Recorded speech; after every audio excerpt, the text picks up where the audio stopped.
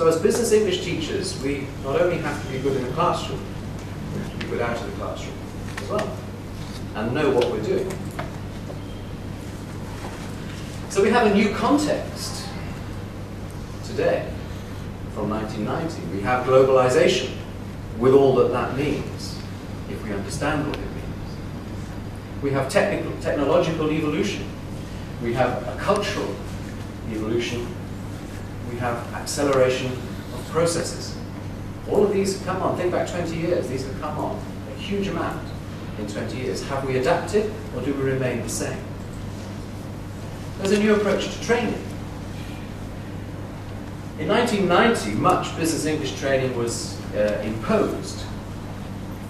It was episodic, a little bit often. It was based on an offer. This is what we do. Which one would you like? It was focused on the content. Okay? What does your business English course consist of? Well, it consists of Headway Intermediate.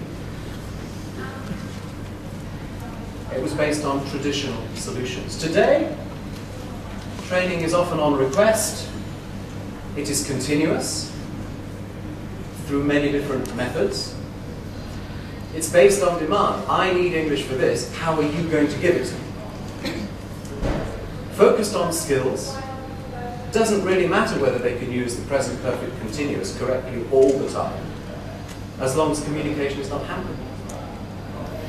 It integrates traditional and innovative solutions. So it may be extensive, it may be intensive, it may be immersion, it may be domestic, it may be online, it may be distance learning, it may be virtual, and so on. Very often, those are all blended. So the anatomy of a business English teacher.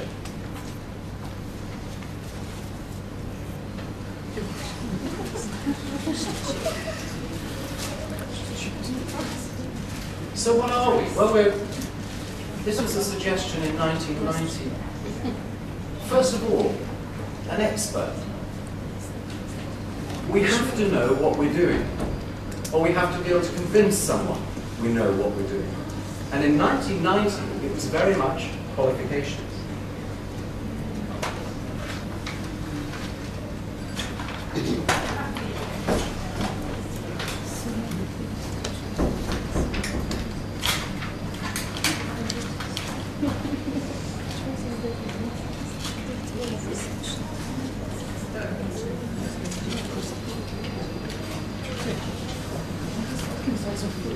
I'll hold it for you.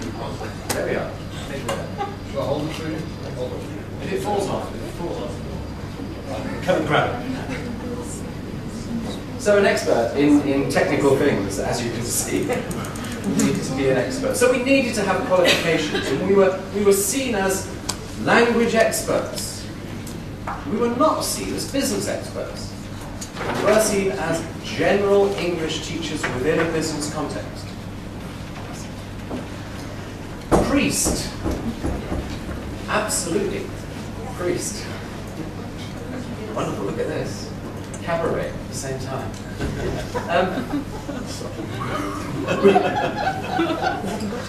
So the ability to be flexible is another skill that you need as an English teacher. We were seen as priests, especially one-to-one teaching. Yeah. How often have you been locked in that little room with your business manager, and they say, "I've never told anybody this before."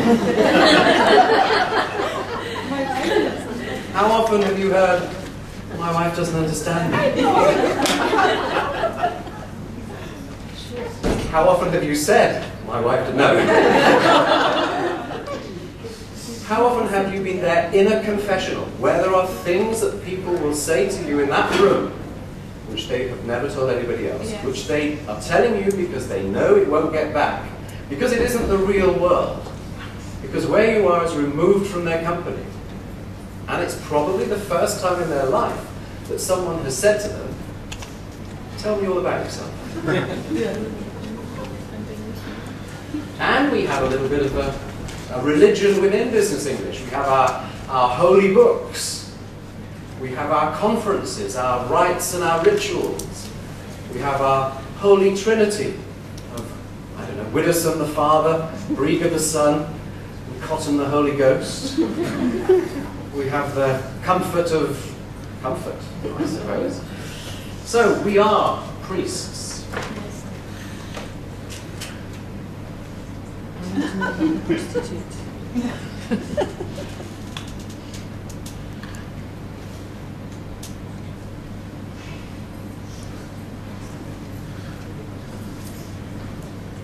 Military commanders. Yeah, I mean, look at the timetable some of us have to produce. Look at the lesson plans. Look at the course design. And if you're working in a residential centre in the UK, it's bad. But if you're working in company, it's worse. Because of all of the telephone calls you get saying, sorry, I can't come today. Can I do it tomorrow? Yeah, I don't want to do that. I want to do this. Can I bring my friend? I know we said you were going to do that, but I've actually got a really important meeting tomorrow. Can we do meeting skills?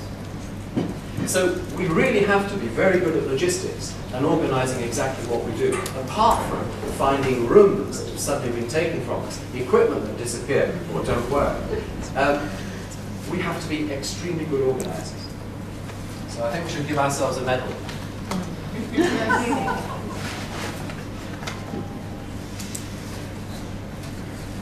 Actor. Well, absolutely. I mean, from the stage where you get to, yes, you're doing really well, that is the best presentation I have seen all day. Through to role plays, simulations. Yes, right, okay, I'll be your manager, you be my manager, we heard earlier. You will be the speaker and I will be the audience of 320. We have to be good at acting from overt to covert. Okay.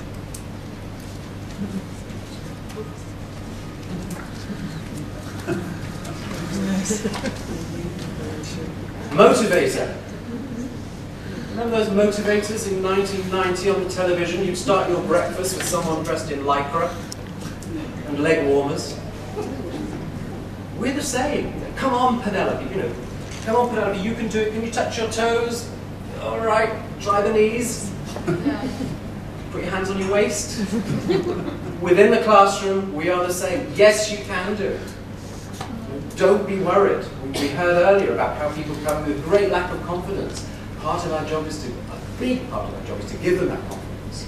Say, yes, you can do it. Sometimes we need to be energetic, enthusiastic, vibrant, vital. Other times we need to stick the boot in and say, look, I'm not going to do this. You're the only one who's going to do this. So we need to be fast on our feet.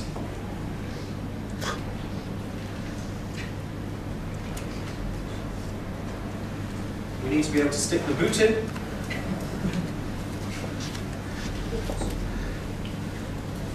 And we need to have muscles from time to time.